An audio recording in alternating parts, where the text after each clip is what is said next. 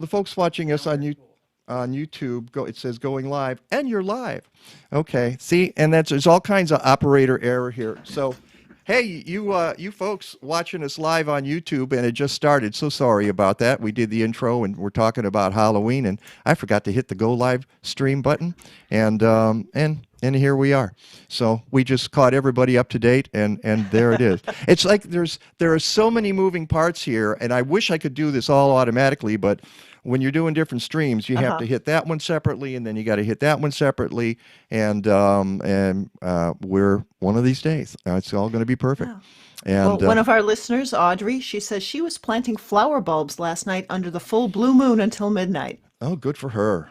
Good for her. Yeah, I've been thinking about that. I should have had some bulbs ready to go, but in all the madness, I have not. So one more year without having anything new and special coming up in the spring, but that's okay. I just want stuff to come up healthy in the spring. Hey, folks, we got a great show for you today. We're talking about the industry a little bit, what has happened to the industry in the pandemic year of 2020. We think, but right now we don't know, that we're going to have a visit from Tony Abruscato of Plant Truck and the Get Growing Foundation. He was supposed to have checked in this morning. He has not. And Probably getting the truck set up for their plant pop-up today. yeah, so I got a feeling he's going to be like flying in, zooming in on a wing and a prayer about 9:30. So we'll see how that goes. And if not, Chris Beytes, who is our first guest, and he's the guy that I'm going to bring up right there. How you doing this morning, Chris? Hey, Mike and Peggy. I'm doing great. Doing great. Chris, you might be going longer than you anticipated. I've seen the plant truck. I don't know the full story of the plant truck, but I can claim to have seen it. And I suppose I could rattle on about my F-150 out front if that would help it. No. Which has had a lot of plants in it. As you can see in my background, we move a lot of plants around. So I used to have a 1977 Toyota. And I'd schlep mulch and compost. When you schlepped mulch in it, I mean, and this was in around the year 2000. All right, so it was an old truck. It was a 23-year-old truck at that time, and if you schlepped mulch in it, it was fine. If you schlepped compost, it was riding low in the water. Ooh. Okay. But the good thing about it was, and you folks know this, it had a carburetor, okay? And you open that hood, and there was nothing under that hood. There's none of these devices that you have there. Now everything's jammed in, and just to fix something, you got to take out 18 parts and then put them all back in. This guy, nothing. It was scary how open it was under the hood. But I know what it's like to have your favorite truck. And you use it? You're showing your age, though, Mike, with the carburetor. Peggy's like, what? What's a carburetor? Oh, no. She knows. I bet you fixed. I've had several cars with carburetors. I bet you tuned a few, Peggy, in your day as well. It used to be much easier to start a car with a carburetor in the wintertime than fuel injection. Let's just leave it that way. Yeah, and and more from Car Talk in a moment. No, it says on your screen there. It says Grower Talks, and that's why you're here, because you're an editor, the editor of Grower Talks. Oh, wait a second. This is where I hold up the magazine, the very famous Grower Talks magazine. And look at that. You know what's scary about this? You can flip it, and it's still a magazine on the other side. So it's Grower Talks, and Green Profit is another organization. Acres Online. You got any more than that? Well, I run the publishing business for a little company in West Chicago called Ball Horticultural Company, which has been in the Western Burbs since 1905. And the founder of the company started a magazine called Grower Talks in 1937 to tell his customers what to do with the seeds that they were buying from him. And I've been editor of Grower Talks since, when did I start there? 93. And that magazine is all about how to grow plants for professional growers, at big greenhouses, right. Or a lot of garden centers have their own growing out back. We we just tell them how to grow and sell these things. Green Profit, the other side of the magazine you showed there, is for garden centers, for retailers. How do you sell these things? How do you display them? What are the hot varieties that consumers are going to want? All those kinds of things. And we put the two magazines were separate until 2008, and we put them together because I learned from talking to growers that growers always want to know what retailers are thinking, their customers. What are my customers thinking? And retailers always want to know, well, what are the growers doing? What are they putting in their greenhouses that I can be selling? So we decided to put the two magazines together back to back. So basically that magazine has the whole industry in it every month. You mentioned Acres Online, which is an e-newsletter I've been doing since 2003, and that's a weekly 48 times a year for 17 years. I think I've been finding something to say, and I now have readers. You got lots to say. 22,000 readers in 66 countries, last I knew, who depend on me to tell them what's going on in the horticulture industry, in the U.S. and around the world. All right. How many words a week do you think you write? 18 or 20. I don't know. Some of them with 2 or more syllables. Yeah. If I was paid by the word, I might be doing all right. Who knows? Over the time, you just do it and get it out, and then it used to be you celebrated. I met the deadline. The magazine's gone, this and that. Now you just know there's another one flying at you. You've got to just do it. So I'm a pretty good typist now. I remember getting into journalism school in the 1980, I think is when I went to journalism school at the University of Florida. You had to type 20 words a minute just to get into school. And I remember practicing on my mother-in-law's IBM Selectric, practicing typing. Oh my gosh. Now, of course, kids come out of the womb typing with their thumbs, though, which is really weird, but there you go. So that is odd. And I remember the IBM Selectric was the thing. That was cutting edge, baby. And Peggy and I both started, and you did too, apparently, and all the youngsters here watching, but I have a feeling I don't have too many youngsters watching this, are thinking, oh God, they're talking about typewriters. Carburetors and typewriters. Carburetors and typewriters. Mike Nowak history show. But the Selectric came after I had already I was in the news business in Detroit. I started out writing news copy for an all-news station and for a top 40 rock and roll station, but they were all manual typewriters, and you were just tuk, tuk, tuk. And even now, that's how Peggy types on her keyboard there. Seriously, that's what I typed on. A lot of laptops that way. I know that get ground into powder from people like us who started like this, and you just hit every key like that. And then when the Selectric came out, it was like, ooh, I just barely touched it, and the thing types. But it had that really satisfying ka-chunk sound every time a letter popped up. That and some carbon paper, and you were set. Right? Yeah, good to go. So and the cool thing on the typewriters, really quick, was if you ran out of time to finish a paper, you kind of just faked the ribbon running out. Sorry, I got to handwrite the rest of it. I never used that trick. Write that down. I never.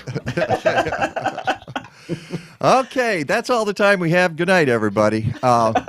Now, we need to talk about the biz, because that's why you're here. I don't often get anybody on who has such a wide view of the business and of horticulture as you do. We talked back in April, and at the time, you just wrote to me and said, at the time, I wasn't sure what was going to happen. So I didn't have a whole lot of information. That changed relatively quickly, didn't it, Chris? It was the craziest spring that anybody in the horticulture industry has ever been involved with. Horticulture in general is a good business. It's a hard business. It's very seasonal. As you know, you plant for a few weeks in spring, and then maybe you buy a mum for the holidays and a poinsettia at Christmas, and then you don't think about it. Meanwhile, growers and retailers, they're working year round to try to have a garden center full of plants. And if it rains on a Saturday, especially if it's Mother's Day, boom, they may have lost 20% of their annual business. So it's a tough business. So this spring, say mid-March, when the lockdowns started to happen, that was right at the beginning of spring for much of the industry. Down south, they had already started selling plants. It kind of kicks off. I used to be a Florida grower. Kicks off around Valentine's Day down there. And here in Chicagoland, early April, if the weather's nice, you might go to the garden center and pick up some early spring annuals, pansies or something. So to be told you've got to shut down your business in mid-March is devastating. And my readers were basically thinking, I'm going to have no spring. It was the worst time. You had a greenhouse full of perfect plants ready to go and others coming along, and there's going to be no spring. And so they started calling my parent company, which sells seed and plants to growers, canceling orders. I'm not going to need it. We've been closed by the governor or what have you. So there was this frantic, the anxiety that there was no spring. And then 2 weeks later, by about April 1st, most parts of the country had decided that garden centers, greenhouses, landscape, all the different aspects of the horticulture trade were essential for lots of various reasons, and that was really good news. Suddenly, we were essential. We could stay open. Sometimes it was with social distancing or sidewalk pickup or internet or whatever, but at least we can start selling our plants. And so they were doing that. Now down south, where the states were not quite as strict at the time, garden centers were doing their traditional business, but man, they were doing a good business, a really, really good business. And that started trickling north, where garden centers were now open, and the consumers were coming out in droves to buy their stuff. And we kind of figured out later on that it was because there's nothing else to do. You can't go to the movies. You can't go out to eat. You really kind of don't want to go out in public. But a garden center is usually outdoors. It's fresh air. Hey, it's something to do with the kids who are now, working, doing school from home. Dad's at home. He's got time on his hands, maybe.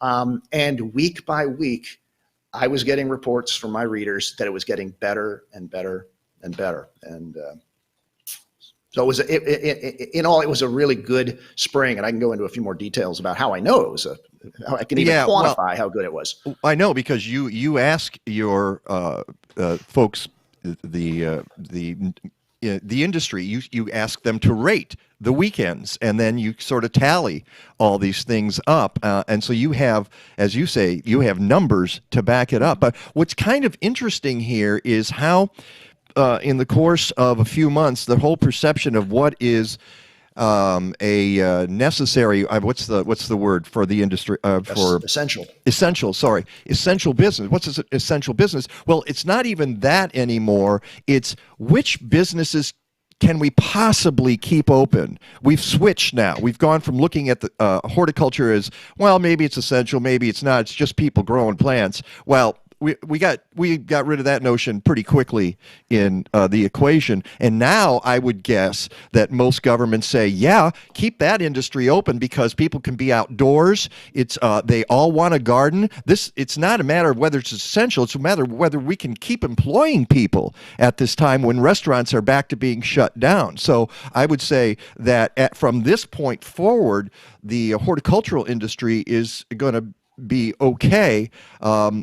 But given that framework, what has changed? I mean, is in the supply and demand realm, how have things been turned upside down, or have they?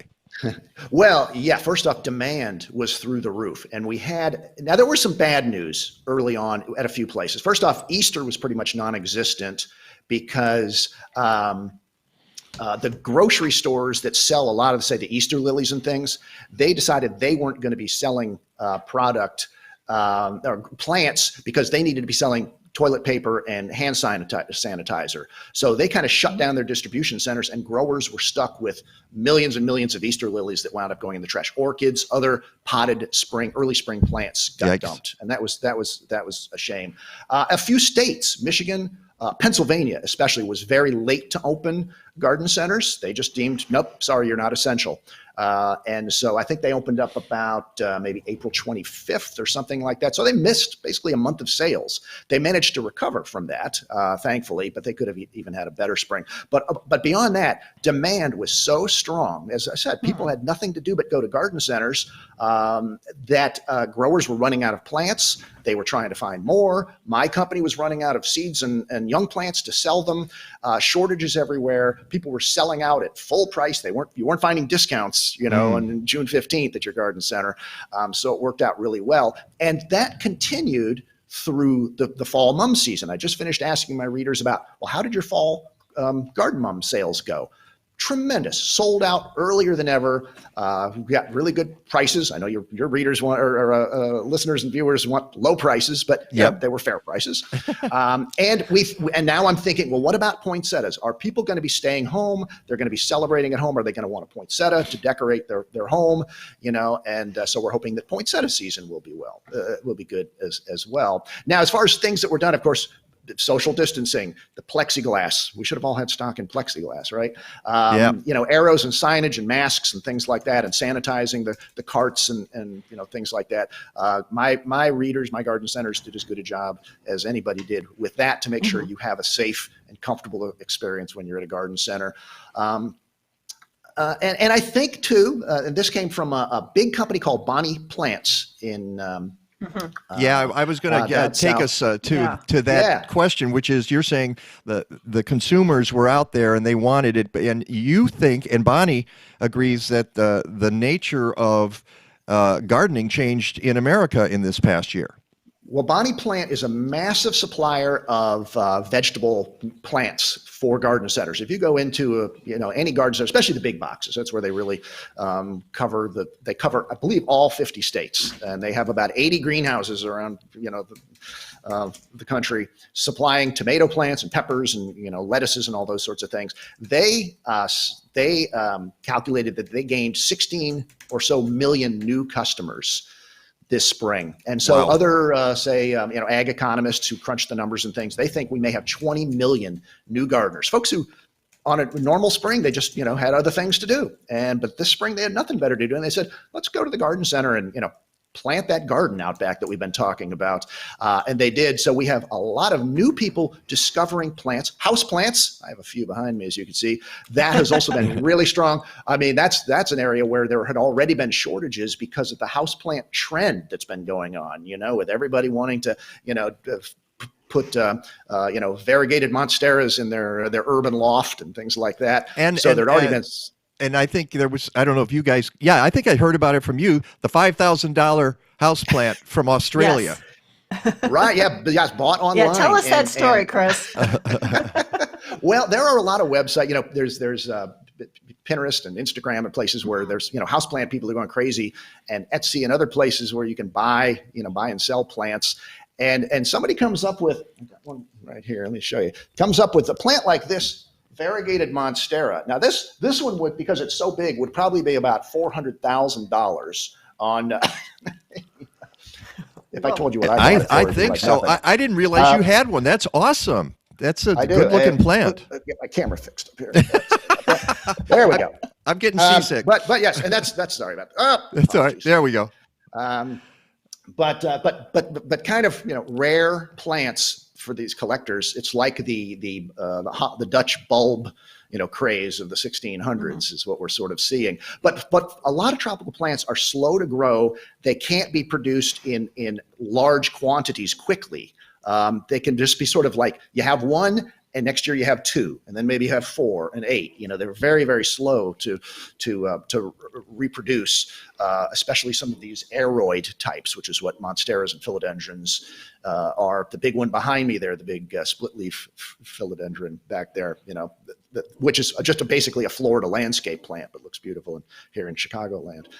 Those things are going to be in short supply next year, or fairly tight supply. So it's all good. I hate to say that a pandemic is good for anything, but I always look for silver linings, and people discovering gardening, whether it's vegetable gardening, which is what a wonderful hobby to have. Some of my neighbors told me that they had raised bed gardens kits in their garage for like the last 3 years. They never had time to put them together. This spring, they had time to finally put them together and put them out there and try vegetable gardening for the first time. I'm hoping kids who did it for like school projects get bitten by the bug. Yep. Yeah, I think that's the upside of it, and people could do it, and people began to understand it might be necessary to do this at a certain point. Early on, a lot of folks didn't want to go to grocery stores. Of course, you weren't getting tomatoes in April in your backyard, but Yeah. once we got them in July, we still got fresh tomatoes here. It's been a mild fall. Yes, Peggy. I was going to ask Chris, what is the industry doing to keep people engaged over the winter? All of these new gardeners who might not be familiar with winter gardening. Right. That's the sort of the $64 question is we have all these new customers coming into our stores. What do we do to keep them? Yeah. How do we make them successful? And some of the experts I've talked to said, well, it kind of happened or should have happened when you made that first sale. Did they come in and have a great experience at the garden center and meet friendly people who are full of knowledge and this and that, or was it a bad experience? And were they sold the right things? I always tell people if you want to get into vegetable gardening, while organic gardening is fabulous and heirlooms are wonderful, it's a little trickier. If it's your first garden, start with a cherry tomato in a pot on your back patio. Yeah. You're going to have a million cherry tomatoes, and you're going to think you've got the greenest thumb in the world. And then you'll go back and try something else, and eventually you can get into the more tricky things. So I'm hoping that the garden centers did a good job taking care of customers early on, so they were successful. That's a key. Beyond that, I'm hoping that it's just once you try it, you find out, hey, this is kind of fun. I like this. And when all the other distractions open back up, the movie theaters and all those kinds of things, they won't be saying, oh, finally I can be done with this crazy gardening thing. I'm hoping they'll find out that it's a good thing.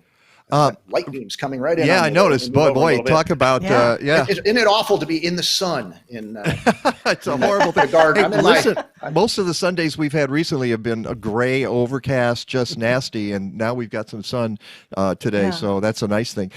We have just a few minutes, assuming Tony's going to be with us.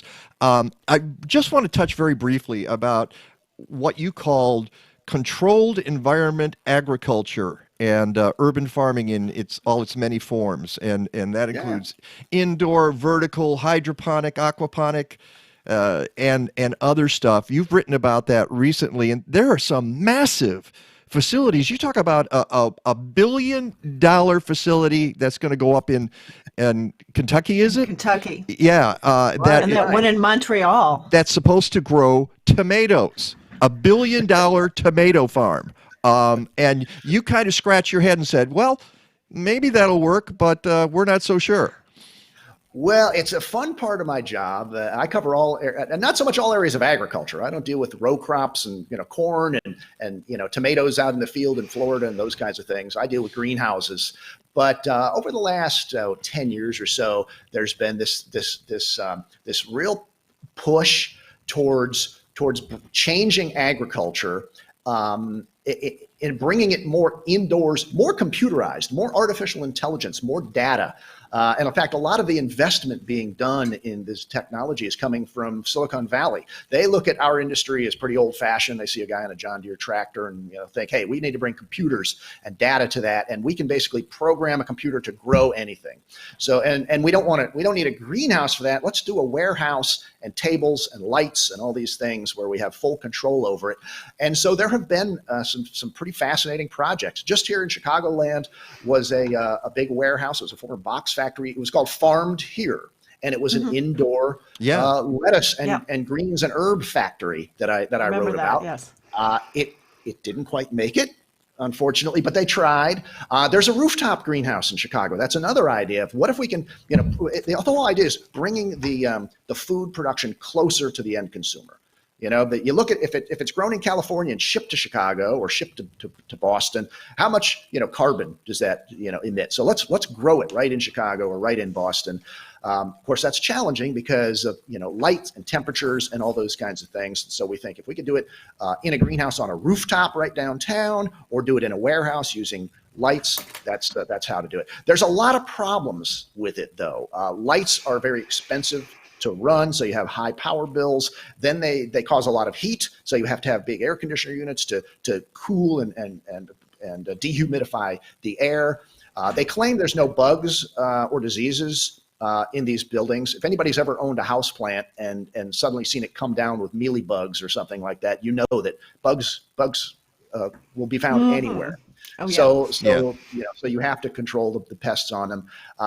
This big one you mentioned, the $1 billion place. It is a giant greenhouse, 63 acres in Kentucky. It's one of 2 being built to grow tomatoes and maybe some other, maybe peppers or something like that, which is not new. I mean, that's been done for 50 years in the Netherlands and in Canada. There are some massive operations growing very efficient greenhouse tomatoes. You go to any grocery store now and you can buy them. So they're not new, but it is a way to bring jobs to Appalachia, former coal country or what have you. So that's good. But what you're seeing if you read the newspaper is all this hype about this is going to change the world. It's going to feed 2 billion more people that'll be on the planet by 2050. And yet all that's being grown in these vertical farms, the warehouse farms, is lettuce or organic basil or maybe tomatoes and peppers. And the 2 billion people who are coming to the planet in the next by 2050 are going to want more than just lettuce and salads. Yeah. So I've been in one of those. Sorghum, rice. Whoop. Yeah, okay, you broke up just a little bit there. I was going to say, I've been in one of those facilities in Indiana, and I'm blanking on the name of the guy. Maybe he does the 60-second bits on WBBM, and I worked with him at WCPT, and he's got a vertical farm there, and I've been there, and this was a number of years ago when they were just developing it, so I'm sure that the technology has improved tremendously since then. Yeah, it's coming. There's going to be lots of developments. LED lights have really helped it along because they operate at a much lower energy consumption and lower temperature than high pressure sodium, or fluorescence, which are the typical lights used. But they're still expensive. They still give off heat. There's just a lot of cost and inefficiencies with trying to grow vertically on racks, whereas a greenhouse is extremely efficient. It's proven technology. You're using energy from the sun, which is basically free. And so big greenhouses out in sort of peri-urban, that's like on the edge of urban. In fact, we've got one Mighty 2 hours. Vine? Mighty Vine. I was going to say Mighty Vine is a perfect example of a very efficient operation. They grow tomatoes, just for people who don't know Mighty Vine tomatoes. Right. I tell you what, let's take a quick break. I want to get this in. I still don't see Tony. So, Peggy? I'll ask Kayla to text him. Why don't you do it during the break and see if you can track him down, and we'll return probably at the moment with Chris Beytes from Grower Talks, and who knows what's going to happen here. It's the Mike Nowak Show with Peggy Malecki. Please stick around. The folks at Blazing Star know that good soil biology means good soil. That's why they sell products from trusted industry leader Tineo that contain more than 30 species of beneficial bacteria and fungi chosen for their critical roles in soil and plant health. In other words, whether you're a farmer or a backyard gardener, they help you grow the life in your soil so your soil can grow your plants. Go to blazing-star.com and check out their BioGarden line for home gardeners.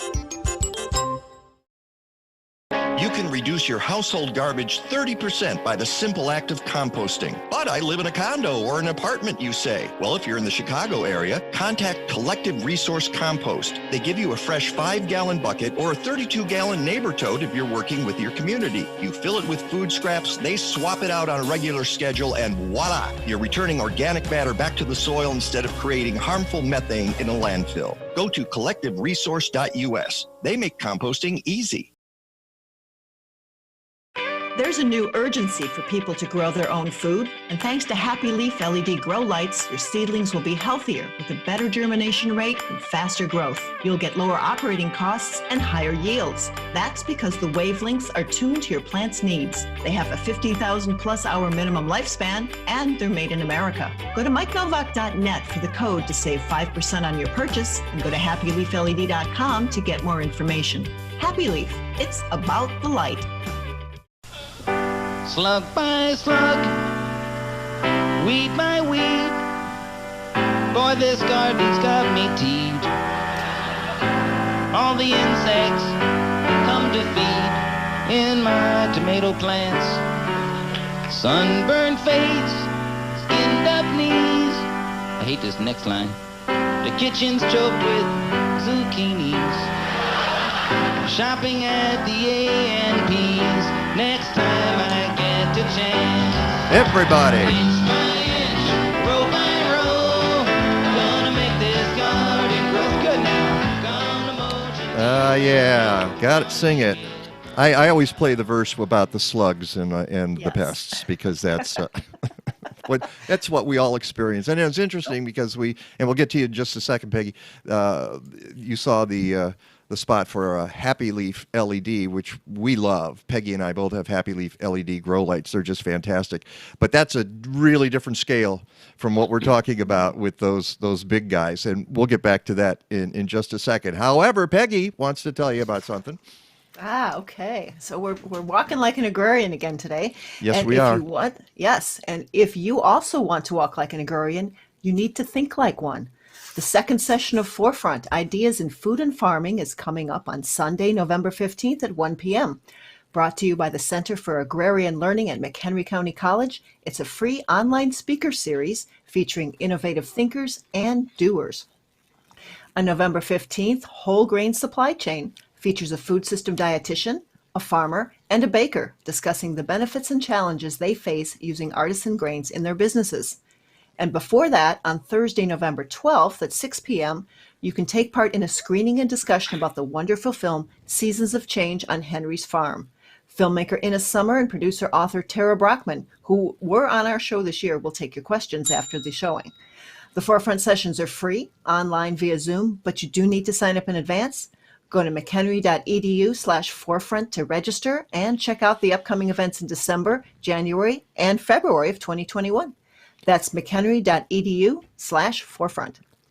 Welcome back to the Mike Nowak Show with Peggy Malecki. Yes, you can see in the lower left corner of your screen, and if you're listening, well, you'll be able to hear him. That's Chris Beytes, the editor of Grower Talks. He's still with us. Did you contact Tony Abruscato during the break? Were you able? Kayla and I have texted him. So it's okay. And I hope he's not driving. No, I think no. He's setting up. They have a big event starting at 11 o'clock, and it's probably just in between setup. So I would expect he'll be popping in at any minute now.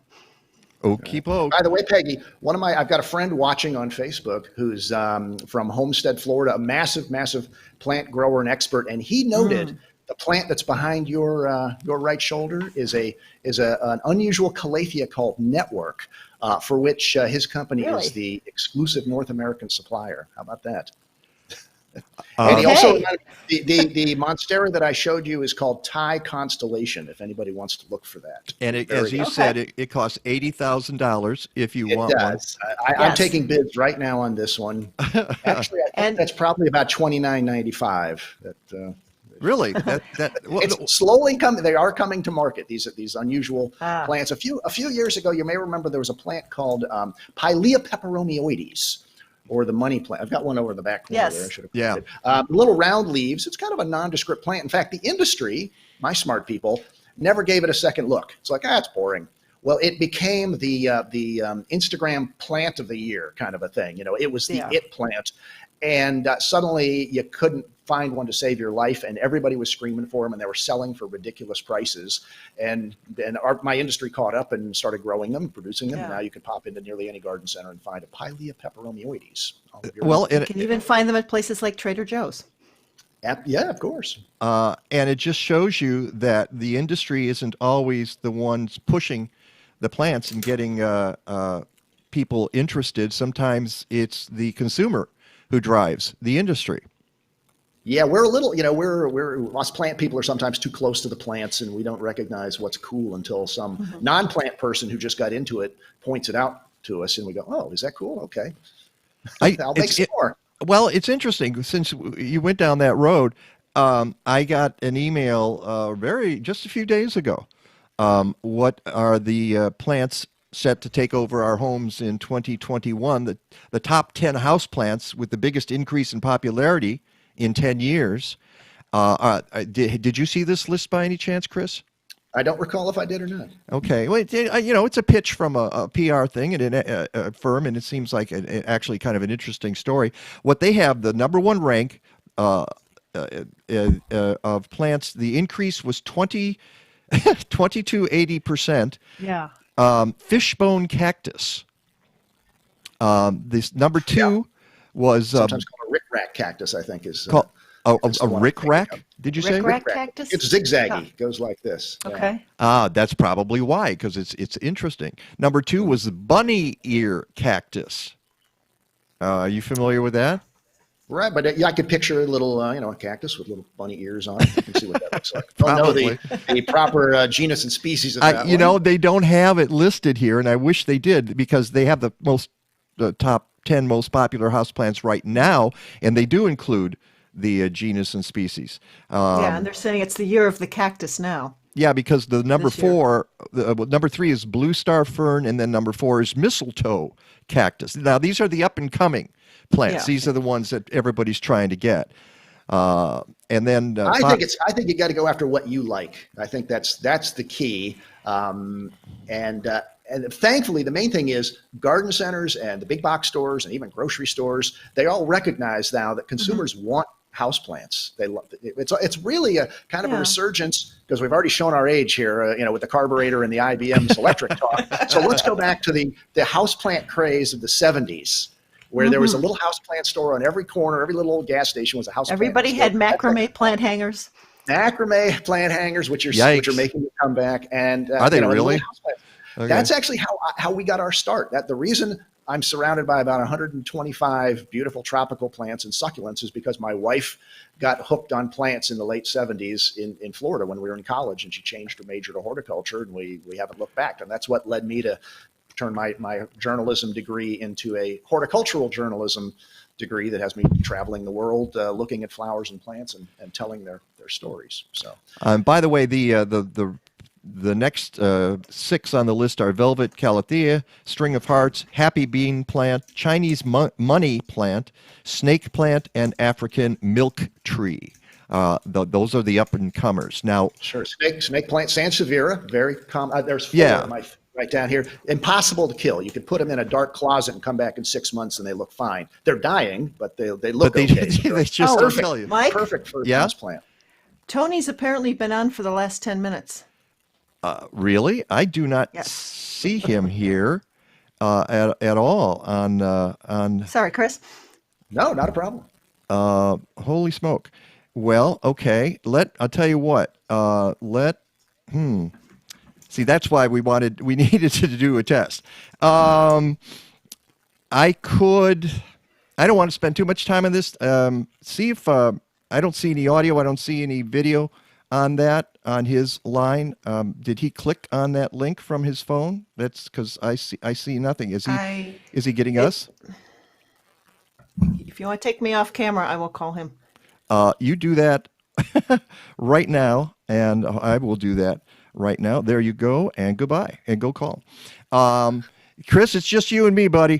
The fun of live broadcasting. Yeah, and doing it on the fly here. As I joked, I've done radio before, not too many times, but I've never had to shave for radio before. So. Exactly.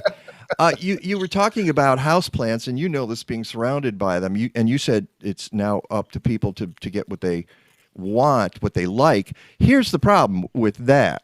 You can like something and not have the proper conditions to keep it going. A lot of people live in low light situations, don't have the bright light that you have, the bright indirect light, which is perfect. You've got it right there in that room. I do not. I'm smack in the middle of the city of Chicago. And so, for instance, in the summer, I take my plants out back on the north side of the house, where a lot of them can be in shade, but they still get really bright light, and they love being outdoors. In fact, I have found the greatest way to get rid of scale on a plant is just leave it outside for the summer. And then I don't know if you've encountered that, but it happens every year with my Chiflura, which is now 8 feet tall, and it's got to weigh 80 pounds. And I hate schlepping it in and out, but it is so happy outside. So you have to be careful about what plants you're going to have because of that. It's true. it's art, it's science, it's trial and error. I don't believe anybody has a brown thumb. I think they just haven't been daring enough to try enough plants to find the things that grow for them. Every time one of my wife's plants dies or she kills it, and trust me, she's a 40-year horticulturist, but she kills a lot of plants. She just uses it as an excuse to go buy 3 more to replace the one that she lost. And eventually you find the ones that do well in the spot where you want to put it, whether it's a kitchen window. They all need some light. So if you have a bathroom with no light whatsoever, no windows whatsoever, you're going to have a tough time. That's where the Sansevieria, the snake plant, will do. It's a perfect first house plant. Cactus and succulents, the same way, because they take so little care, so they don't need water, but say once a month or something. So if you have a bright spot, but you have no time to water, that's perfect. And I agree with putting things outside. Probably, I won't say, maybe a dozen or so of the plants behind me, like the giant Siloam that's right behind my head.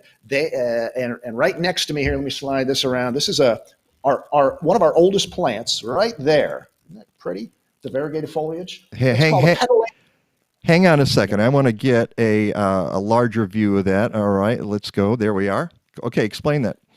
That's called a devil's backbone. Petalanthus tithymaloides is like the technical term. It's a succulent, and it's super easy. And you can find them in garden centers now.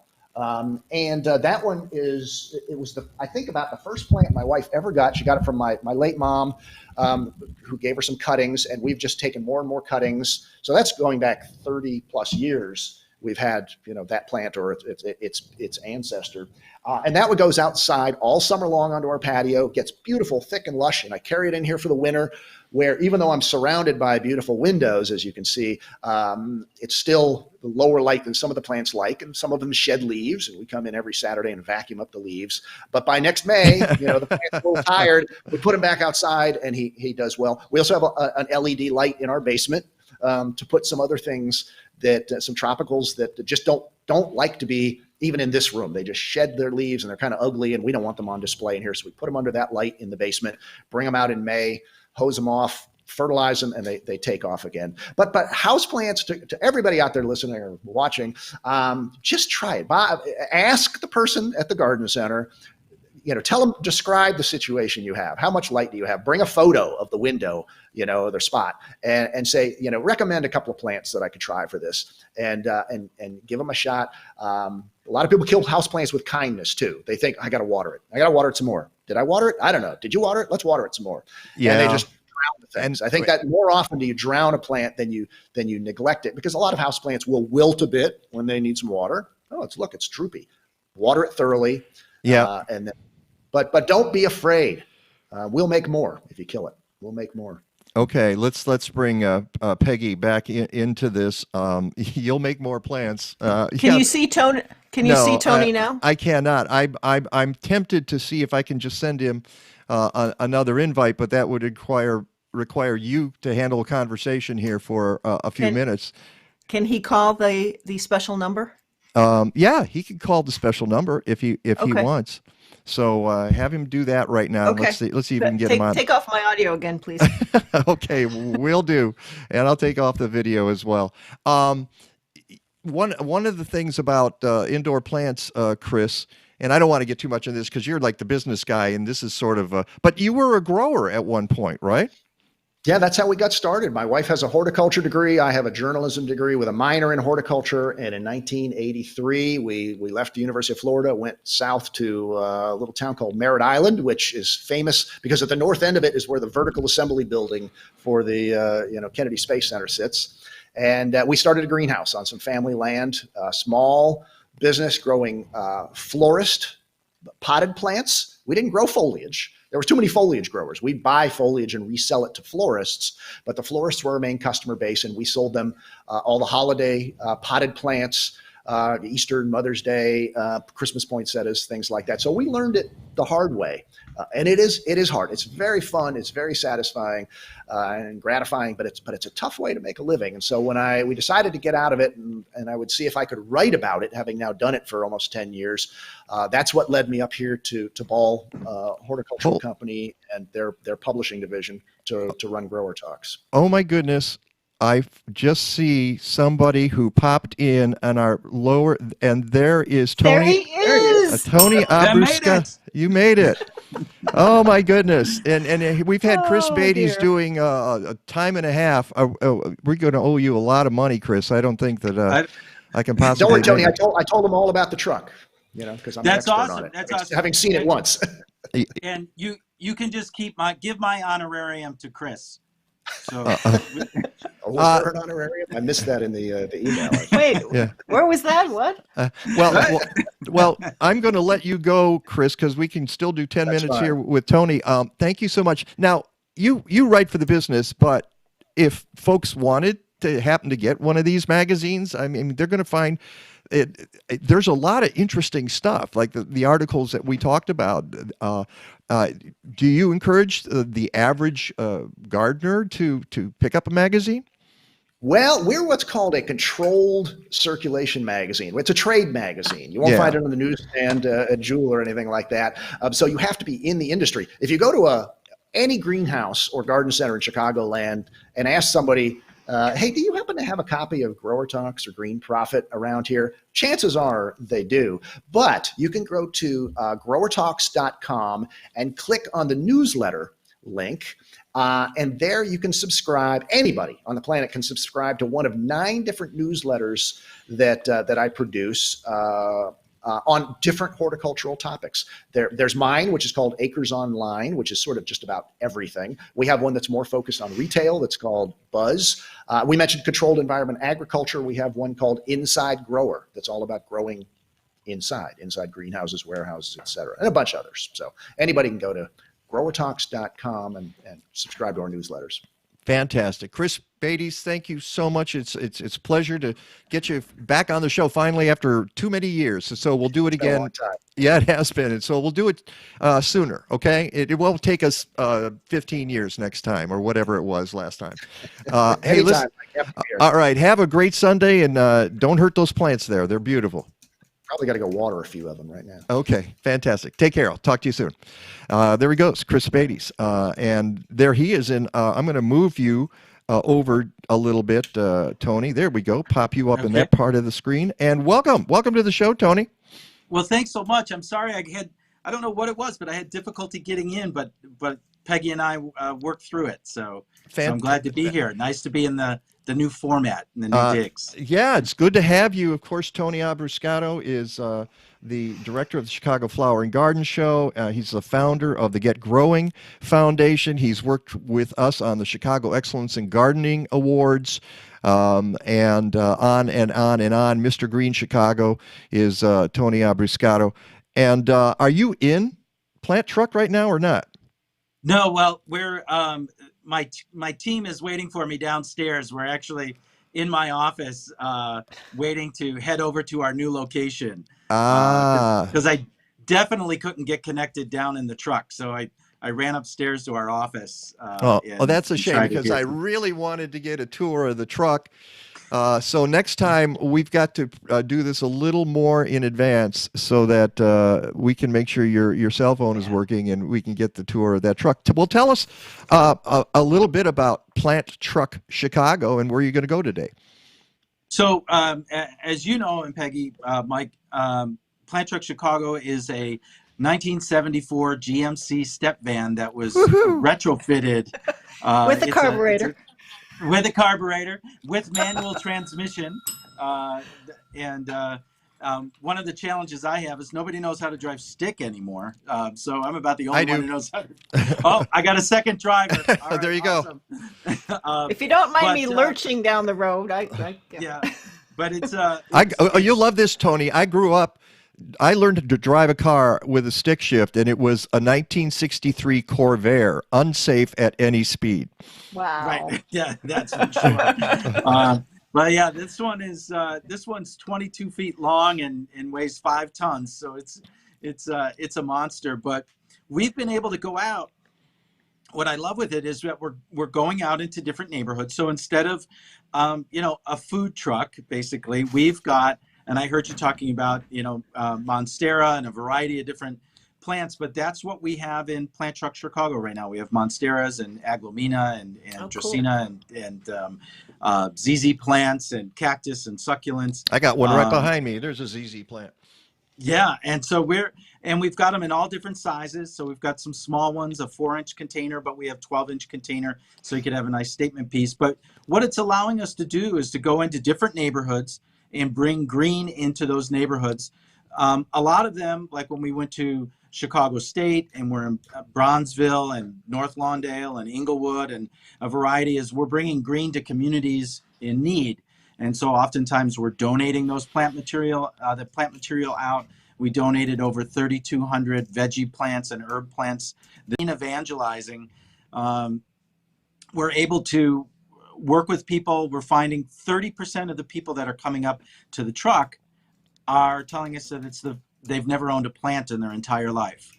Wow. But the truck is cool looking and unique, and so they start asking us about the truck. We start asking them about plants, and then we start teaching them about plants and hopefully sell them one. So we're converting as we go along, which is why I say we're evangelizing out and about. Yeah. What's been the response to this? It's been terrific, not only from our corporate partners, but also from the public. They're coming out and they're very excited about it. And you can see the smiles on people's face when they walk into the truck and they see all of that green. And the future of the Get Growing Foundation is sort of around Plant Truck, and will there be Plant Truck 2 coming up?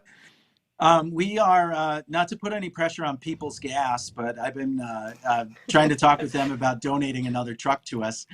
So we're hoping that we'll have another truck or two. So we'll have a small fleet of plant trucks that we'll use to go out along the area.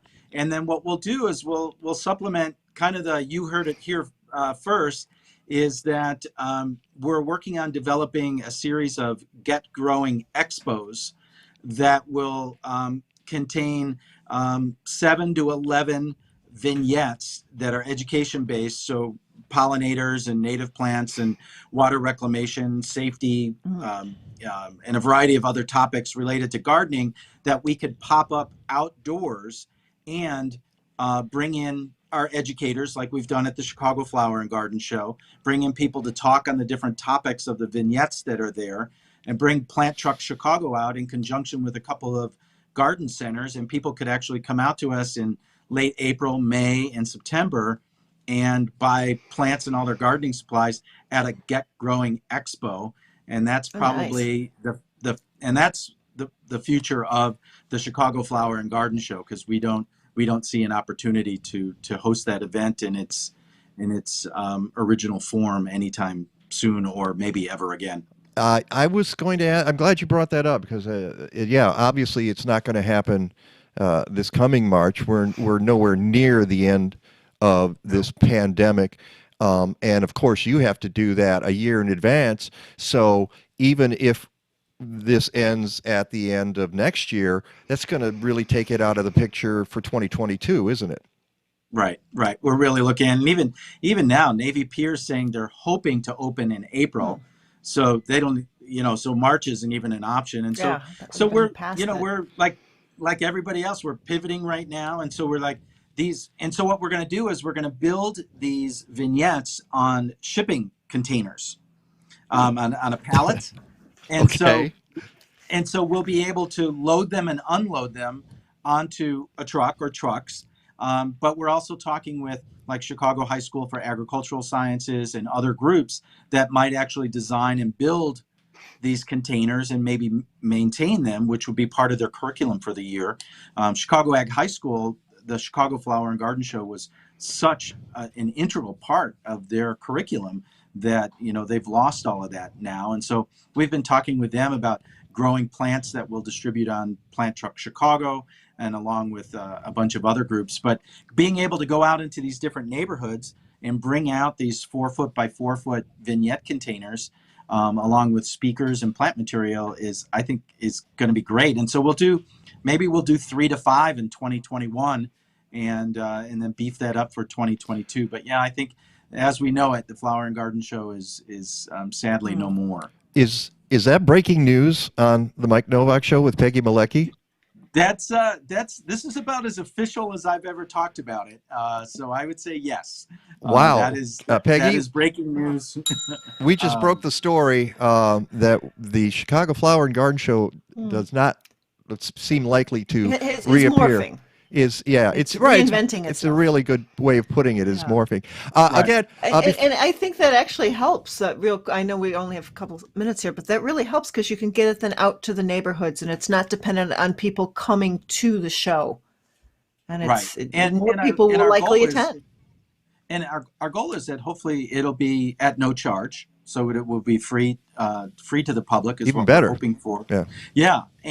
And so that's part of, but to Mike's thing where that started, it's part of Plant Truck Chicago is going out into the different neighborhoods. And so we'll just say, let's take the show on the road. And so if we can hit into, North Lawndale and Inglewood and Pilsen, and we've, and hey, maybe pop up outdoors at Navy Pier, or pop up in some of the developments along the way. I think that'll be great for us. And again, inspire, educate, and motivate, keeping those same principles of the Flower and Garden Show, so that we'd inspire people with those vignettes, but we'd educate them and bring industry professionals along to pop up under a tent. More evangelizing. We'll bring a prayer tent out and have people meet up under that and learn about plants. It sounds good to me. Tony, one more time, if folks want to see Plant Truck Chicago in action today, where do they go at 11 a.m.? So they can go to 1806 North Halsted, which is roughly Halsted and Willow in Chicago. And then because the weather's going to be so nice next week, we're finalizing a couple of last-minute pop-ups that we weren't planning on doing, but it's supposed to be in the mid-60s next week. So they can also go to our website, getgrowingfoundation.org, and if they click on Plant Truck Chicago, we actually have a interactive map there, so you can see where we've been and where we're going. There's also a listing of upcoming locations, but we'll probably get out 2 or 3 times this week coming up unexpectedly. Okay, Tony Abruscato. I'd love to see people today. Yes, I just hope they come out today. But as you said, when it warms up a little bit later in the week, so go to the website, which for Get Growing Foundation is, Tony? getgrowingfoundation.org. And then you can follow us on Instagram at Plant Truck Chicago. Right. Plant Truck Chicago on Instagram, and all the information about Plant Truck Chicago is on the website. And, of course, it's on my website, MikeNovak.net. I've got all those links as well. Tony, I know you got to get going. Thank you. I'm glad you ran upstairs to get to your computer and hook up. We really appreciate it. Oh, my gosh. Thank you. And I'm sorry. Thank you, Tony. Sorry I was late. It's always great to talk with you both. All right. Well, we'll do it again soon, and we'll make sure, because I still want that visual tour of the truck on our show. So we'll set it up and make it happen. How's that? For sure, because it's awesome. It's awesome. All right. Take care, Tony. All right. Bye-bye. Bye-bye. Thanks, Tony. It's the Mike Nowak Show with Peggy Malecki. We've got more coming up, and we're joined by an University of Illinois master naturalist and friend of the show, Mac Austin, next, and maybe talk a little bit about heading towards this election on Tuesday, so please stick around.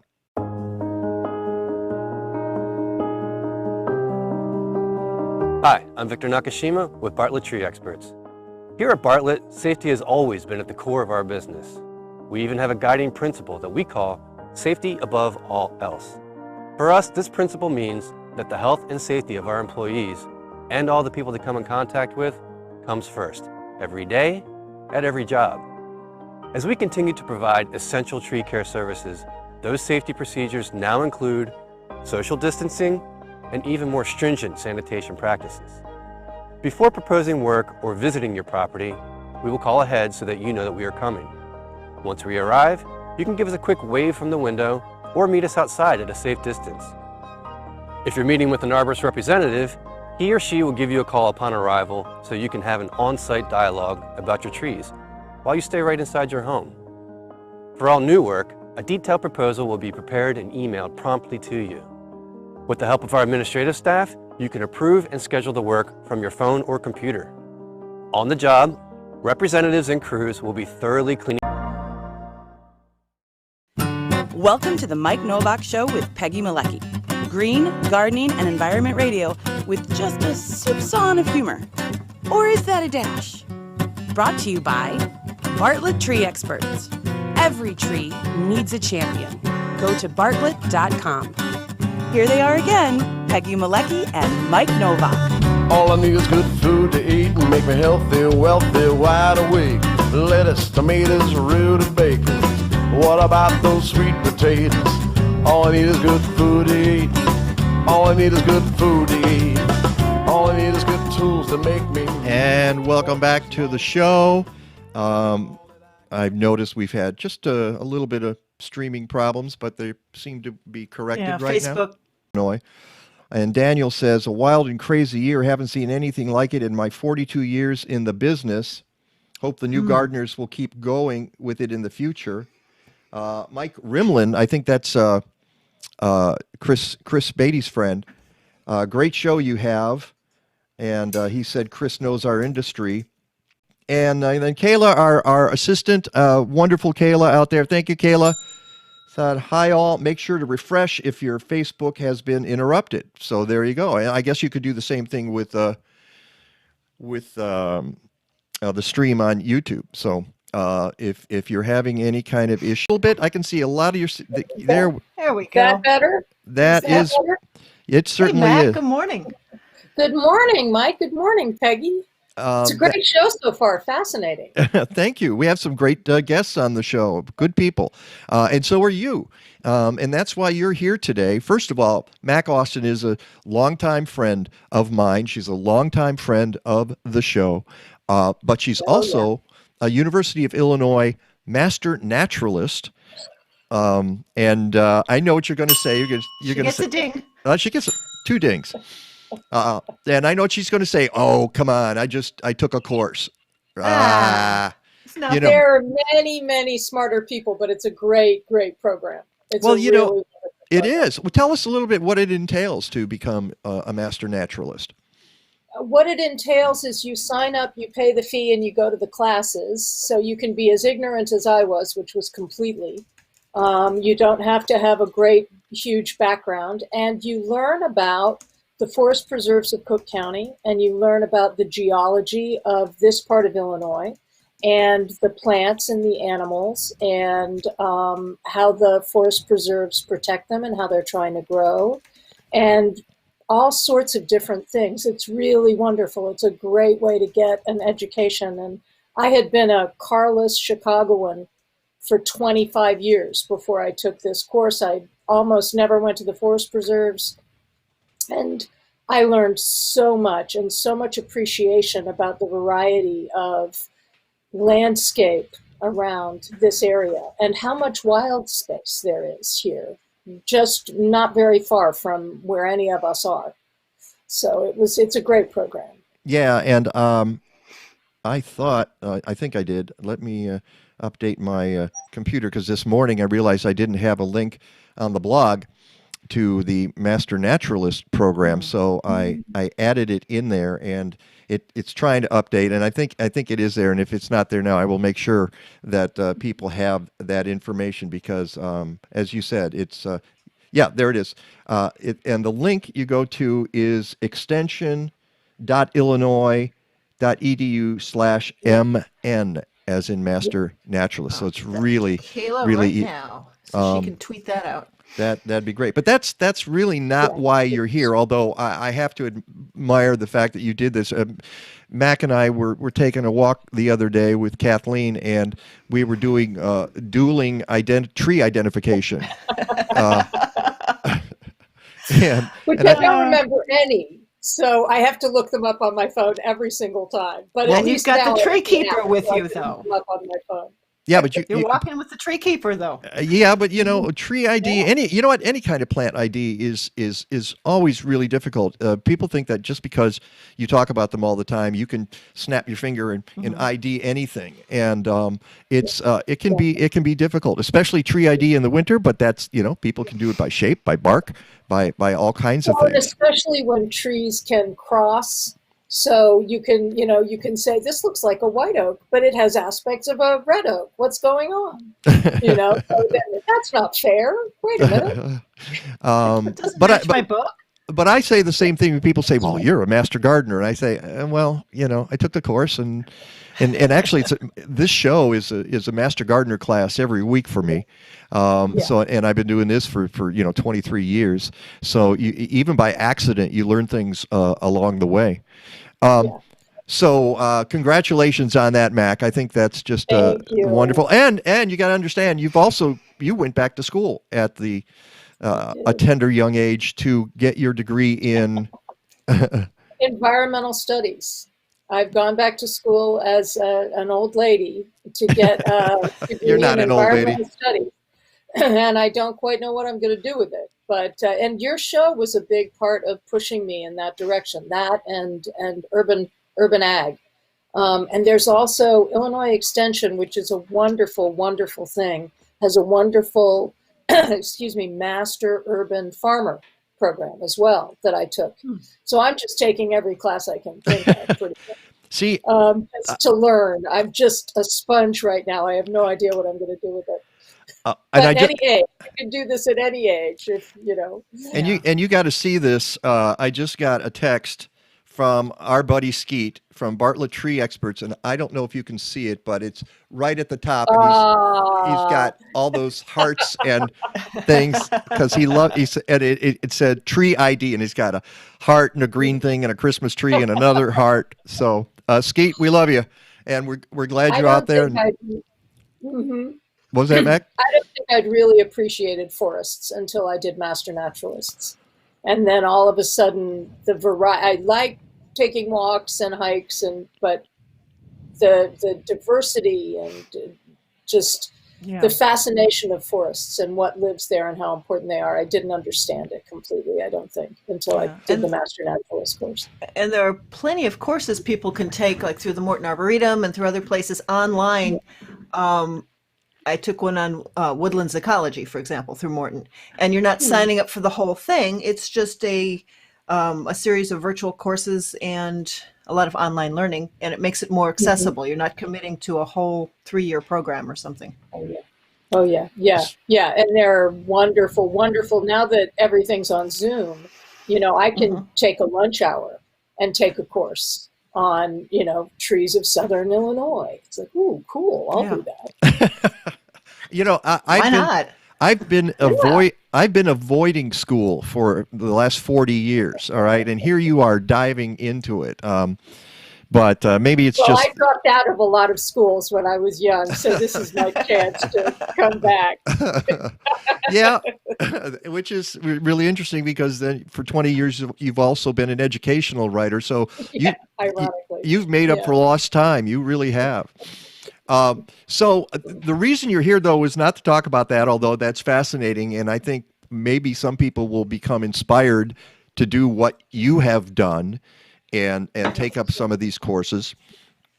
But we're here to talk about the election on Tuesday, the most important election of our lives. And there's just two ways about it. I mean, you can look back and say the election of 2016 was the most important of our lives, but we didn't know it at the time. We know it. It is now, this time. And there's been no other election that I've been part of, and I've been voting since 1972. You have been volunteering to help folks get to the polls, and there are lots of opportunities to do that. And given the dire circumstances that our environment is under, we're an environment and gardening program. We spent the first part of the show today talking mainly gardening stuff, but we also talk environment. And Peggy and I have been looking at articles all week about what's going on and why it's important to vote, just in terms of the environment.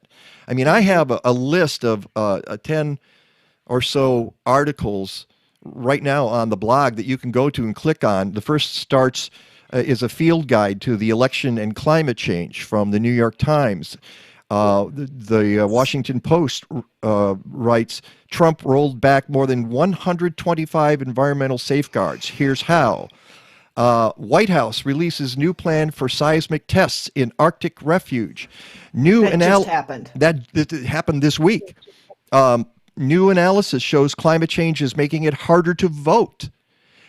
Feds and protections for gray wolves in the Just midst happened yesterday. of biodiversity crisis. That happened yesterday. With Justice Barrett, a tectonic court shift on the environment.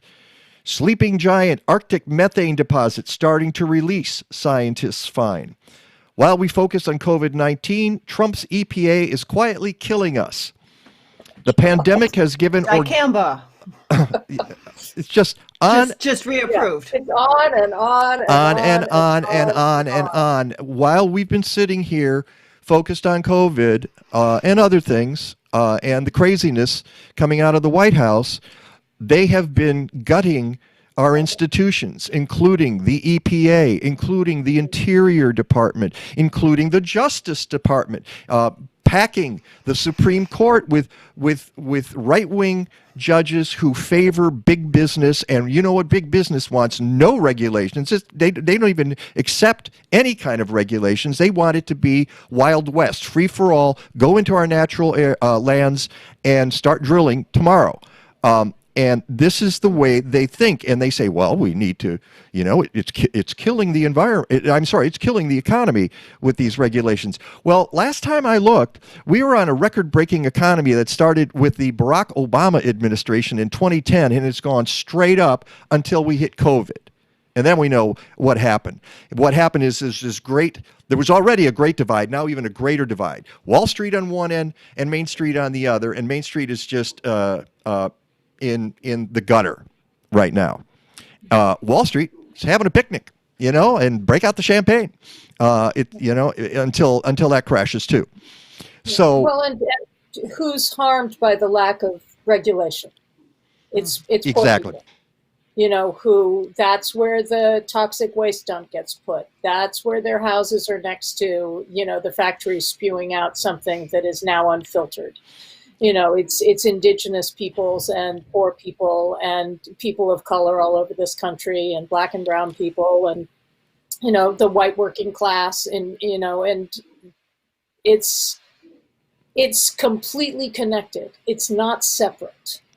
No, that's not a separate issue. And when they talk about how the country, has to pay for all these regulations, what they don't talk about is how the country pays for not having regulations down the road. We never look at the healthcare costs.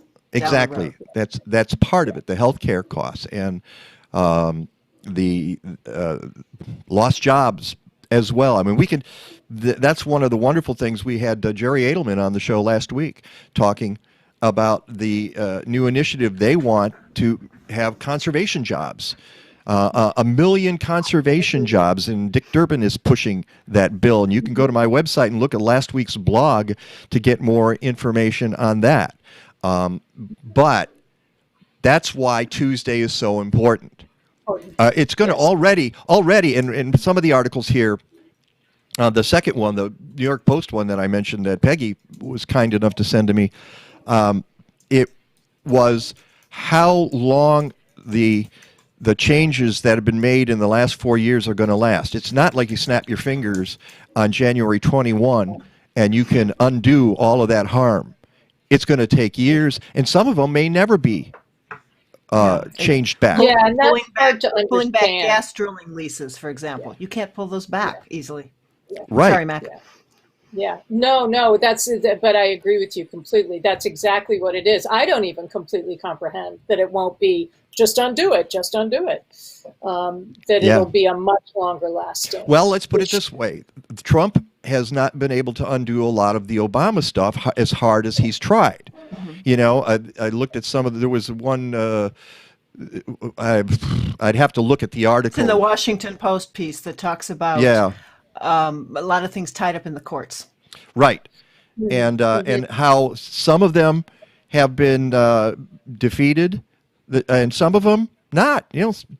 Trump has managed to get through a lot of changes that are going to make our environmental worries even bigger going forward. So with that in mind, Mac, you're one of the people who said, I can't let this happen, and people have to get out and vote. And tell us about the organization you got involved with and what you're doing. Well, the organization I got involved with is called Souls to the Polls, and it is in Milwaukee. I can give you the URL for it. But basically, it's been around for a while. I just got involved this election with it. It was started by a group of ministers in inner city Milwaukee, and its whole purpose was to educate, register, and get voters in Milwaukee to the polls, because there's a history of voter suppression there, and they wanted to combat that. And then with COVID, everything got shut down. They had to completely change rapidly, as everybody did, how they were working. And so what we're doing for this election is they have gotten funding, and they are providing free Lyft rides for people to the polls. And that's been happening for early voting. And then the next available day is, it's happening this afternoon. If anybody in Milwaukee is listening, call.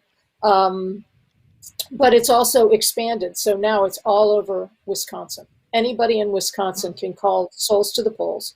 We don't ask who you're voting for. That's none of our business. This is about getting people to vote. This is about getting people who have difficulty voting and who might not understand voting or be concerned about whether they're registered and what issues come up with all of those things, and getting them the chance to cast their vote. And it's incredibly fulfilling to do. And so essentially I'm a switchboard operator. Somebody calls, and when I'm on my shift, and I type in their information to the Lyft concierge, and I make sure and I answer any questions that they have, and then they can call me back if there's any issue, and then they call and get a ride home once they're at the polls. So I've talked to people who have had walkers and needed assistance and weren't quite sure what they were doing. I've talked to people who have moved recently. So how did they register? Where did they go? What do they have to bring with them? And some of the people that I've talked to or heard about are incredibly committed. Going to the polls, not understanding that they went to the wrong polling place, calling us back, going to another polling place that was the correct polling place, going to a polling place without quite the right information if they've moved. I had one woman who would essentially tried 3 times. Wow. And she didn't give up. It's really inspiring. It's really inspiring, and it feels good to do it.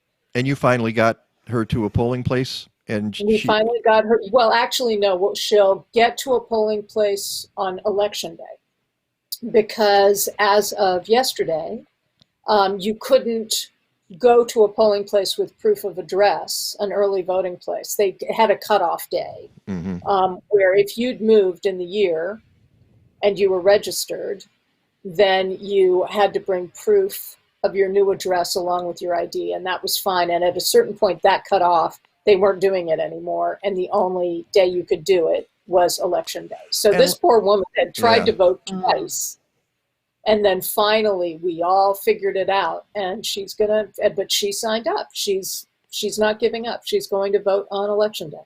And then the other big thing we have is curbside voting. Sorry. No, that's okay. Go for it. You're the one. Tell us about it.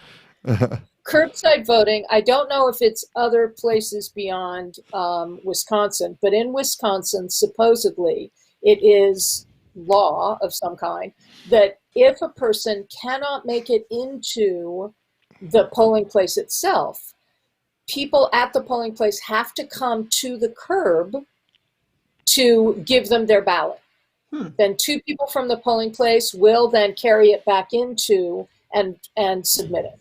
So that means that people who are disabled, who have issues, who can't stand in line or wait, they have access to being able to cast their vote. And so what Souls to the Polls is doing is because the Lyft driver's not going to wait.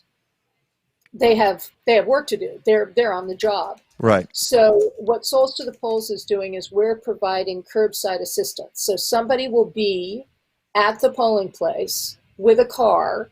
You can sit in the car, fill out your ballot. You'll be, safe, warm, have a place to sit.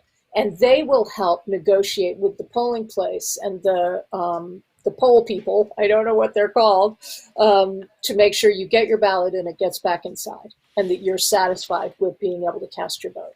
And then those people wipe down their cars after people have sat in them. They wipe down their cars. And yeah. So we're looking for Election Day. We're looking for more curbside people. So if anybody listening wants to drive up to Milwaukee, this is, I believe, curbside. We're only offering Milwaukee. But if somebody wants to drive up, I have an email address of a wonderful woman named Norma, who you should email. So can I give you? I tell you what. Or later. Sure. Yeah. Why not? Okay. Well, we could also go to, probably you could go to their Facebook page and connect as well. Yeah. I would think. Yeah, you could go to their Facebook page. Yes, absolutely. Yeah, and it's Souls to the Polls Milwaukee. Souls to the Polls Milwaukee dot something. Yeah, and the website is Souls to the Polls MKE.org. Yeah. Okay, and as we know, Milwaukee is one of the foremost cities of voter suppression history, and Wisconsin's a terribly important state. I'm going to have to let you go, but one more thing, I will remind people that, in Illinois, still a lot of things on the ballot, like the flat tax, getting rid of the flat tax. Please vote yes to get rid of the flat tax. It is unfair. Boy, I am so angry at the ads I'm seeing on TV where people, their argument against the flat tax is not that it's inherently unfair, which it is. They don't even take on that argument. They say, well, they're going to raise our taxes, and I don't trust those people in Springfield. It's really cynical. It's just, I don't trust people in Springfield, so you should not vote to have a fairer tax in Illinois. Nuts. That's just nuts. Mac, thank you so much. I'll tell you what. Thank you guys so much. And if anybody writes to me, and says, "Who's that Norma person?" I will connect, and we'll make sure that the people get the information. Okay, I'm hoping that Rick DeMaio calls real soon. He probably will. He said he's all set. He was calling 10:30. He was just finishing voting. We get to talk to him about that. All right, we'll take a break. Mac, Austin, thank you so much for being with us. And thanks for your work, Souls for the Polls, and for your Master Naturalist work as well. I'll see you real soon, okay? We'll be back. Guys. We'll be back with Rick DeMaio, meteorologist extraordinaire, after this. Probiotics from industry leader Tineo Biologicals, which means they sell good soil biology, which means they maximize soil biodiversity. That results in healthy soil and healthy plants. Tineo beneficial microbial soil components will add a major boost to depleted soils. Go to blazing-star.com and check out their BioGarden line for home gardeners. Collective Resource Compost wants to show you how they make composting easy in Chicagoland. You can reduce greenhouse gas emissions by diverting food scraps from landfills. CRC brings you a fresh 5-gallon bucket or a 32-gallon neighbor tote with each pickup. You fill it with organic matter, they swap it out, and get it to a commercial composting operation. Composting is what nature would do if we just got out of her way. Learn how easy it is to divert waste at your home, school, or workplace. Go to collectiveresource.us.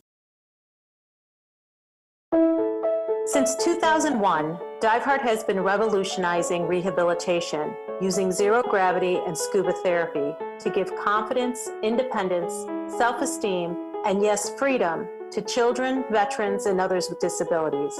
At DiveHeart, we believe in the power of partnership because together we can do great things. Let DiveHeart help you imagine the possibilities in your life. Go to diveheart.org to learn more. The world has changed. A year ago, you were growing food because it was fun. Now it's important. That's why you need Happy Leaf LED grow lights. Thanks to the best science, the wavelengths are tuned to your plant's needs. They're versatile, they're elegant, they have a 5-year warranty, and they're made in America. Peggy and I are huge fans. Go to MikeNovak.net for the code to save 5% on your purchase. Go to HappyLeafLED.com to get more information. Happy Leaf, it's about the light.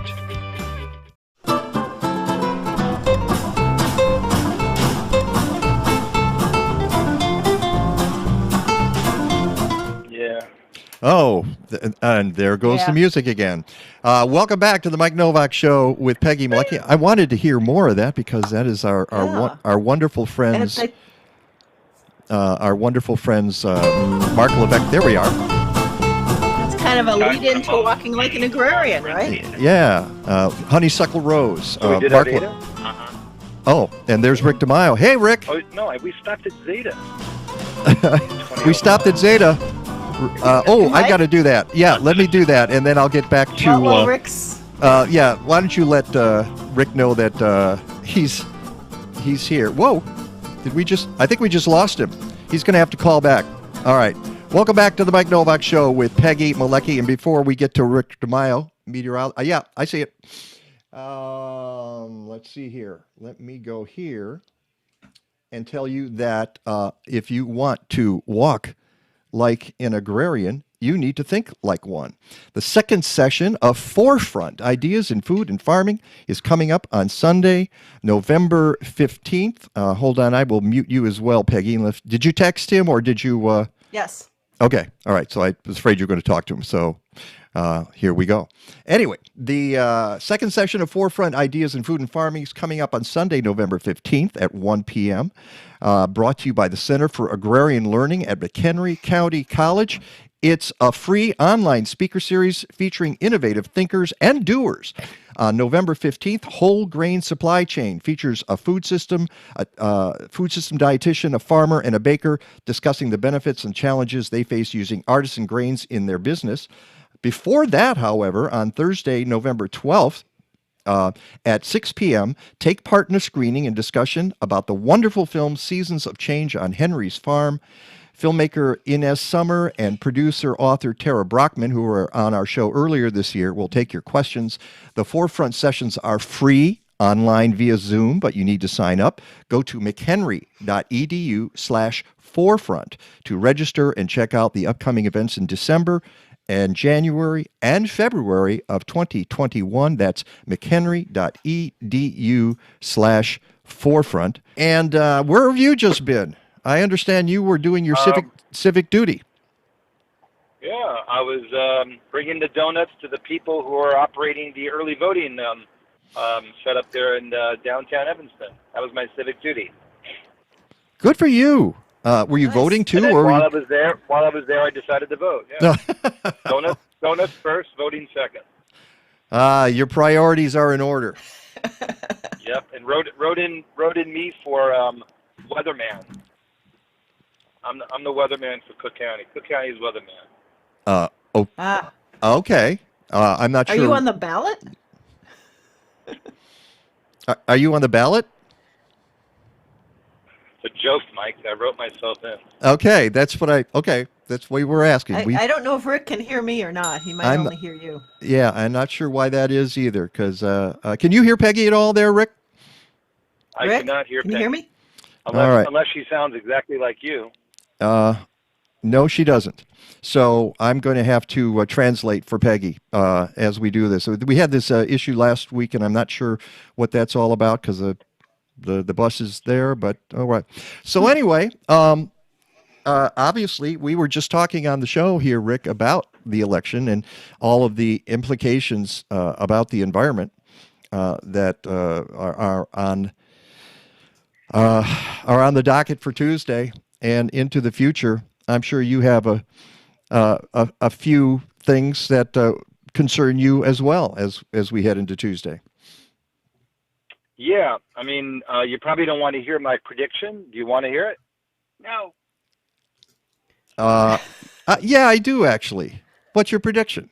Uh, Trump wins, but the Democrats take the Senate and the House. Well, I think you're wrong, but there you go. And folks who are listening and hear Rick DeMille say he thinks Trump's going to win, it should encourage you to get out and vote, because you still can in Illinois. You can today, tomorrow, Tuesday, obviously, and I'm counting on the numbers, meaning that there are an overwhelming number of people who want to see him go away, and who are just tired. Yeah, I do. Yeah. Just tired of the chaos. Just tired. Just a lot of what I keep hearing over and over again in the last couple of weeks is people are just tired of the nonsense that they deal with and the anxiety every day. You know, I wake up every day and look at news headlines. I say, now what craziness? What fresh hell do we have today? Right. And so I hope you're wrong. I really hope you're wrong, Rick. And do you want to know the reasons why? Why? I feel this way? Why? I think there's just a tremendous amount of enthusiasm on the Trump base that is blowing away the enthusiasm on the Biden side. And I still don't think Biden over the last 2 or 3 weeks has really done enough to talk about things like the environment and Black Lives Matter. He's not saying those things, and I just think that he's going down the same path that Hillary was going down, which was complacency. And I think the only reason why he's getting out now more now than he was 2 or 3 weeks ago is because he's seen all these rallies and they're being scared. And you got to give it to Trump on this. As much as I despise the man, he's got his base fired up, and he's getting out there and he's talking and he's getting them to be passionate about voting for him. And every time that he has a rally, that rally is being broadcast across the nation by Fox News, and that's why he's rallying in Pennsylvania, because that's being broadcast in Pennsylvania and Michigan and Wisconsin. So I think he runs a clean sweep from Florida through Ohio, through Michigan, Wisconsin, and Pennsylvania, and he'll probably end up winning by 10 electoral votes. But the down ballots are really going to hurt him, and then we're going to end up with basically a House and a Congress that is all Democrat, and the president is going to be by himself, and we're going to be in more gridlock than we were ever before. Well, I just happen to disagree. And it's interesting that you feel that way, but I think people understand. You look at the numbers, and I don't want to get too far into this because we're going to talk weather as well. It's that he has lost significant portions of his base. His base has never gone above 44%, and you can't win a presidency with 44%. And that, to me, is the story. And I think the story is the numbers, the people who said, okay, we're sick of this, we're going out, we're going to make sure we do it early. I think they heard that message. For God's sake, folks, if you have a mail-in ballot, please walk it to your polling place. Do not put it in the mail at this point. The Trump's all gutted the post office. He's but I think that people will overcome it. I really do think they will. So that's my opinion about it. And right now, that's all they are, is opinions. I voted, you voted, Peggy's voted, and I voted. Yeah, we're moving forward. So. Yeah, and by the way, I was in and out of the Evanston Civic Center in about 10 minutes. It was great. Got there at like 10:09 and was out by literally 10:30. It was pretty quick. What were the crowds like? Oh, I didn't have to wait at all. Did not have to wait at all. But that's because I don't know if they've already people had a know lot it's of open people. on a Sunday. Peggy. Yeah, that's probably part of it as well, Peg. Yeah. But yeah, getting there about an hour after it opens up on a Sunday morning when it's cloudy and windy and cold is, I think, worked to my advantage. So I used my forecasting experience to give me an edge on early voting. How about that? That's the segue, right? There we go. There we Okay, go. sure. All right. So speaking of which, is there another tropical depression forming? I thought I saw something about that yesterday, but I didn't stop to read it.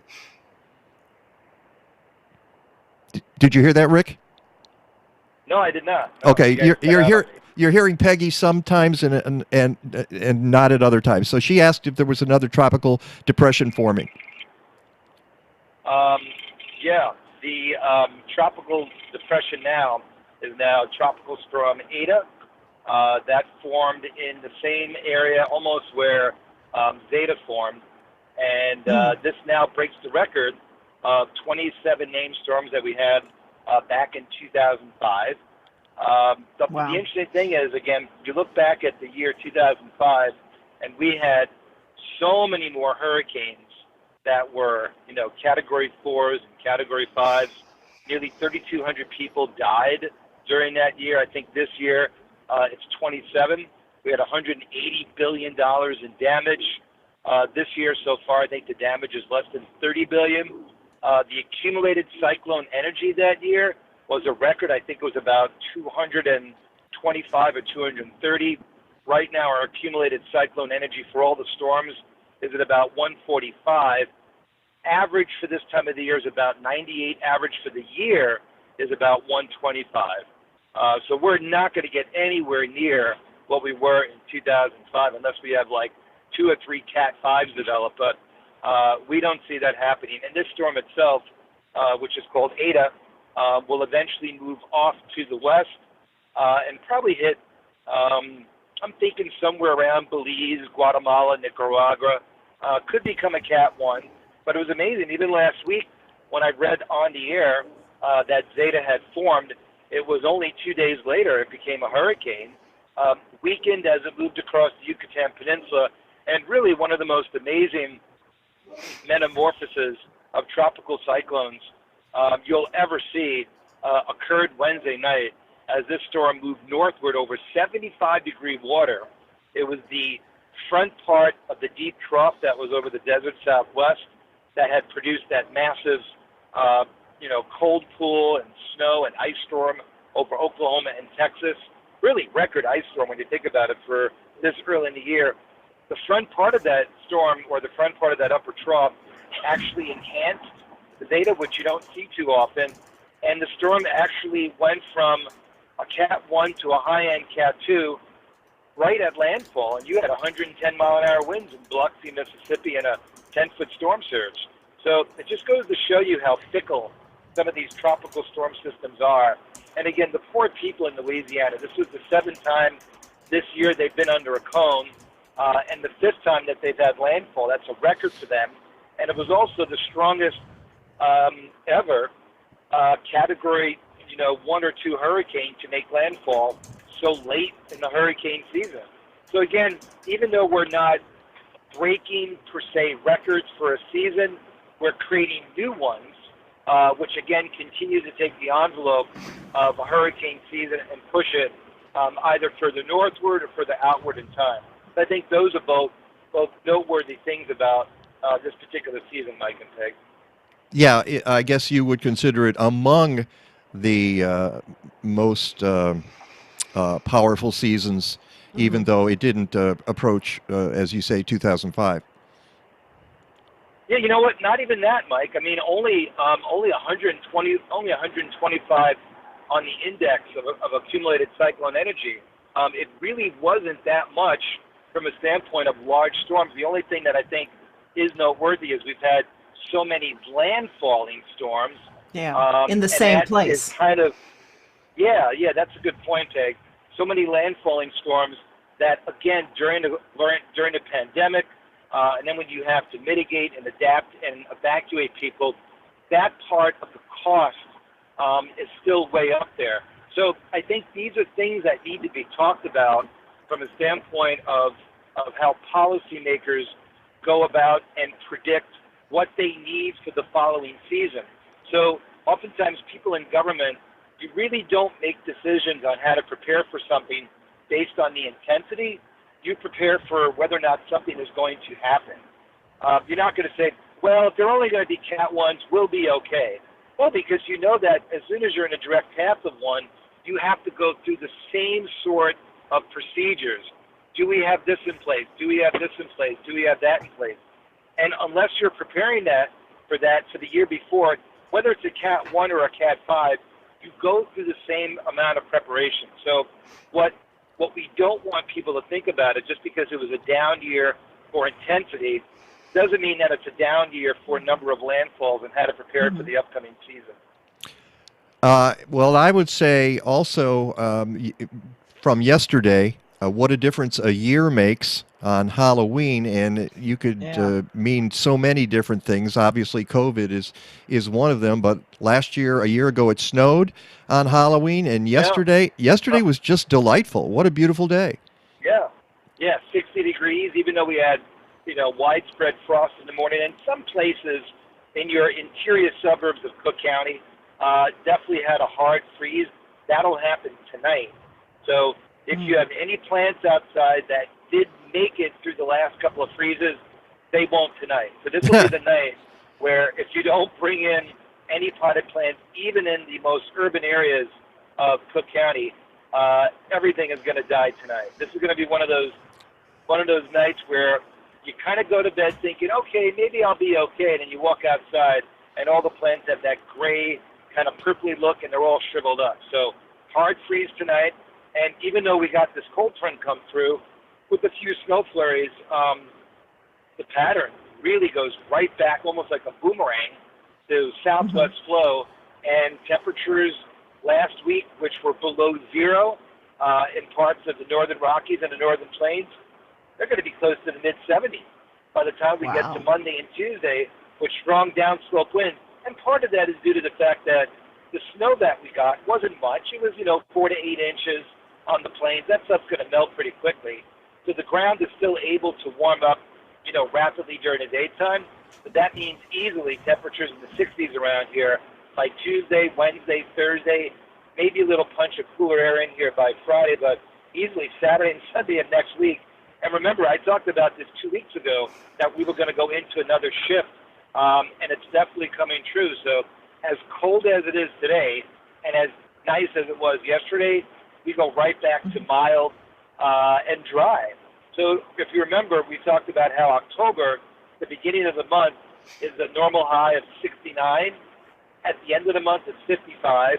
At the beginning of November, normal high is 55. At the end of the month, it's 39. So again, you lose those 30 degrees over the course of 60 days, you're going to get some changes, and that's definitely what's basically coming our way. But what's interesting to note, the last thing here is we are bone dry, and I mean bone dry, between now and the end of next week. Not a drop of rain in our forecast over the next 7 days. Yeah, I was going to pull the hoses in, and I said, no, I got to leave those out. More watering. Yeah, more watering. It's something to keep in mind, although we, the other week, as we mentioned last week, we had a surprise rainstorm, which was good. It recharged the soil a little bit, but if we start doing this again now, you got to start paying attention again, especially if we have warm temperatures. It is amazing, Mike, that rain that we got, everything got green really fast. But I think it's safe to say that our fall foliage season has come to an end. It was probably one of the more brilliant fall foliage seasons, I think, ever. But you take a quick trip, down to central Illinois over the next 2 or 3 days, you'll still get good colors in. But once you get to northern Cook County, basically all the yellows and reds are gone. But the grass greened up pretty nicely. And as you mentioned, a little water will go a long way this time of year because the ground is not yet frozen. So that's good news there. So do we go back into any extended cold period in the next few weeks? You know what? I don't think so. I think we basically stay in this, mild pattern between now and the middle of November, which is good news because you remember last year, after that snowed in those last 2 days of October, we got really, really cold. In fact, I think it was on the 10th, I want to say the 8th, 9th, or 10th of October, we had a high of 17 and a low of 7. And that just took us into just some brutally cold weather. Those first 3 weeks of November were awful. We warmed up a little bit toward the end of the month, and then December, we were 6 degrees above normal. So we had all of the super cold weather the first 3 weeks of November, and then the last week warmed up, and then December, we were 6 degrees above normal. So the climate stats are like this for the month of October, exactly 1.0 degrees below normal, 3.65 inches of rain. That's actually a half inch above normal, but literally 50% of the month's rain came in about a 12-hour period of time, which was that Wednesday night into Thursday with those thunderstorms. But that's okay. We'll take that as long as we get that surplus going again. We're still about a foot below where we were last year, and that's good news because that'll help get the Lake Michigan water level down. So a day like today, where you have really cold air coming across the northern parts of the Great Lakes, particularly Lake Superior and Lake Michigan, you're going to evaporate a lot of water off the lake. In fact, they're looking at 4 to 8 inches of snow across the UP and about 2 to 4 inches of snow across the lower peninsula of Michigan. And you could do that because the lake water temperature is 50 degrees up in Michigan, 55 here, and 48 up in Lake Superior.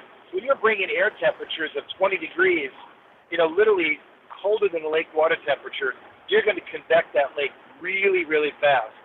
So even though the lake is down a little bit, getting this early outbreak of cold weather will evaporate some of that water off the lake and get that lake water down because, again, most likely what we'll again see this winter is the lack of lake ice or sea ice, and we all know that's what really helps protect the shorelines. So hopefully the people who are running for the Metropolitan Water Reclamation District in their little website blogs, when they're talking about how water is important, they're also talking about the importance of the Great Lakes. And I made sure I voted for the right people there, Mike and Vic. Okay. If they're listening. Yeah. Okay. There'll be something extra in your paycheck at the end of the week. Well, that's it. Thanks, Rick. Do you want to give? You've already sort of given the forecast in long form. Give us a short recap of that. Yeah. Well, let's just talk real briefly for 60 seconds. We had Typhoon Goni, G-O-N-I. Okay. That was a super typhoon. It was Category 5. It weakened to a high-end 3 just before it made landfall in the Philippines. It went north of Manila, as most of those storms do, but it basically hit the east side of Luzon. And again, that area just always gets hit with the super typhoons. And again, that part of the world, the Western Pacific, has been very, very quiet. But as soon as you get 1 or 2 of those typhoons begin to get going, it seems to open up like a corridor, and they can get typhoons all the way into like early December. So that storm made it on landfall. I think the last I heard was maybe 10 to 15 fatalities, which is always 10 to 15 too much, but nowhere near what we've had with some of those typhoons in the past. But other than that, 38, 39, maybe 40 degrees today. Clouds mixed with sun. Overnight low of 25 in the city, 22 in the suburbs. So this is going to be a hard freeze. Starting out cold tomorrow, 40. Yeah, Burr's right. 45 to 50 during the day on Monday, 55 to 60 on Tuesday. And even though we've had 90 million people vote as of yesterday, basically everywhere from coast to coast and border to border is going to have great weather for voting on Sunday or on Tuesday. But again, mid-60s here Wednesday, mid to upper 60s Thursday, and staying in the mid to upper 60s for Friday. And now we're getting into the period of the year where mid-60s is 10 to 15 degrees above normal. So really, really good weather. It's nice to have a warm November. We have not had warm Novembers in quite some time. I think we really got screwed the last 2 years, and hopefully this year things will turn out well for us, both weather-wise and also politics-wise, right? Sure hope so. Rick, thank you so much. Always great talking to you. Have a great week. Enjoy the warm weather yourself. I'm going to try to do it too. And hope my down spirits here kind of gets people out to the polls a little bit, right? I sure hope they do. It does, and there's going to be good weather. No excuse for getting out and voting. Wear your mask, everybody. Wear your mask. We'll talk to you next week, Rick. Take care, Mike. Bye, Peg. Bye. Bye. And I hope people do get out there and vote. All right. Let's thank everybody who was on the show today. Chris Beytes, who did a little extra time with us, and we really appreciate that. And Tony Abruscato from the Get Growing Foundation. Mac Austin, talking about voting, as we just were, and an Illinois master naturalist, and of course, meteorologist Rick DeMaio. So, wow. And Kayla. Oh, of course, Kayla out there helping us out every step of the way. And Kathleen upstairs, and Gata, who just wandered by, but whatever. And Basil, who's barking in the background. Right. Until next time, go green or go home. Stadler? Yeah, what? Is that it? Yes, it's over. How'd you like it? I don't know. I slept through the whole thing. Well, you didn't miss much.